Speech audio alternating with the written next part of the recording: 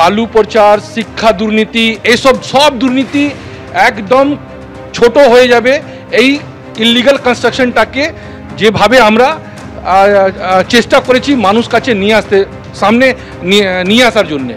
But এটা আপনি দেখুন, এই বিল্ডিংটা যেটা ধসেছে, আমি ক্যামেরার সামনে বলছি যে 506 আজহার মোল্লা বাগান ভিলেজ রোড 134 নম্বর ওয়ার্ড, যে বিল্ডিংয়ের মধ্যে কনস্ট্রাকশনটা চলছিল, সে বিল্ডিংটা এইরকম বিল্ডিং হাজারো হাজারো হাজারো হাজারো আছে, ওখানে 100% বিল্ডিং ইলিগাল।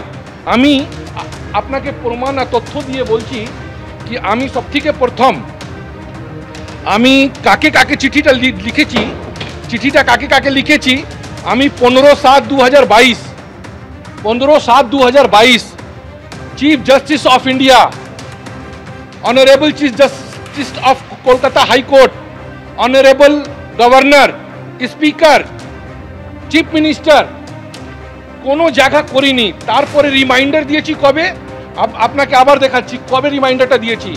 রিমাইন্ডারটা দিয়েছি 16/2/2022, ছাপ্পা আছে, Rakesh Kumar Singh, chief justice of India.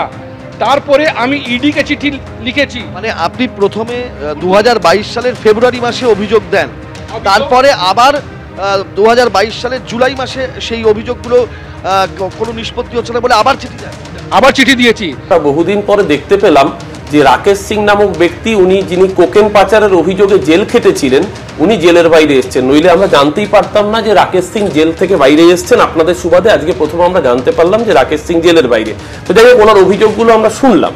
আমার বক্তব্য খুব পরিষ্কার। রাকেশ সিং বলছেন যে উনি সুপ্রিম কোর্টের চিফ জাস্টিসকে জানিয়েছেন, Rakesh Singh ED, CBI, central এজেন্সিকে জানিয়েছেন, উনি চিফ সেক্রেটারিকে জানিয়েছেন। কিন্তু পাপিয়া, কোনো বিল্ডিং যদি আনঅথরাইজড হয়, কোনো বিল্ডিং যদি ইল্লিগাল হয়, সবার প্রথমে কমপ্লেন জানানোর কথা বিল্ডিং এক্সিকিউটিভ ইঞ্জিনিয়ার বা সেই ওয়ার্ডের কনসার্ন বিল্ডিং ডিপার্টমেন্টের যে ইঞ্জিনিয়ার আছে, আধিকারিককে।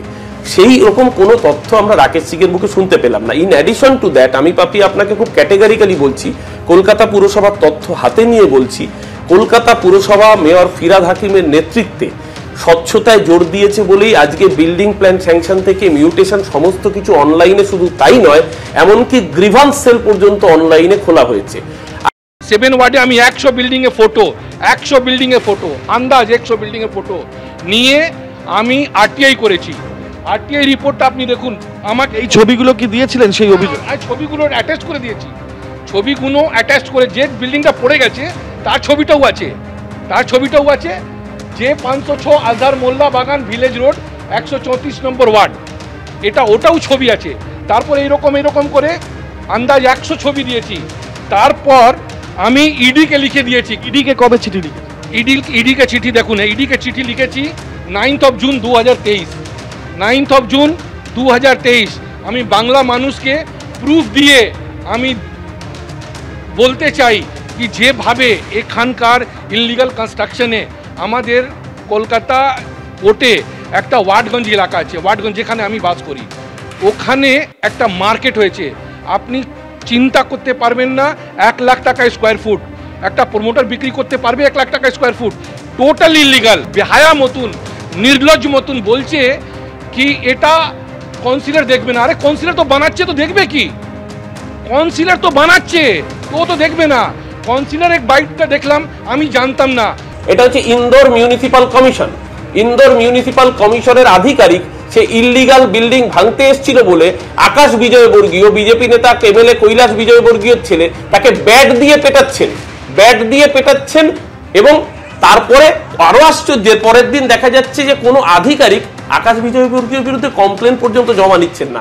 ওনারা সুপ্রিম কোর্টে যাচ্ছেন, ওনারা চিফ জাস্টিসের কাছে যাচ্ছেন, ওনারা ইডি, সিবিআই চলে যাচ্ছেন, কথায় কথায় ববি হাকিমকে গালিগালাজ করছেন। আরে ববি হাকিমের নেতৃত্বে আসার পরে আমি তো দায়িত্ব নিয়ে বলছি, 863টা গত 2 বছরে আনঅথরাইজড বিল্ডিং ডেমোলিশ করা হয়েছে। নট অনলি দ্যাট, দেখুন যে কোনো কাউন্সিলর বিল্ডিং প্ল্যান স্যাংশন হয়েছে কি হয়নি, সেটা অ্যাজ পার প্ল্যান হচ্ছে কি হচ্ছে না, সেটা একমাত্র ইঞ্জিনিয়ার বলতে পারবেন। কারণ টেকনিক্যাল ইঞ্জিনিয়ারিং এর সাবজেক্ট জায়গাটা কাউন্সিলরের পক্ষে সত্যিই জানা সম্ভব নয়।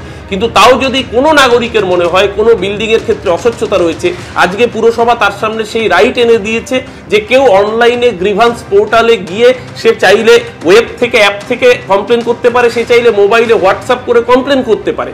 সেই স্বচ্ছতা এই কলকাতা পুরসভাই তো এনে দিয়েছে।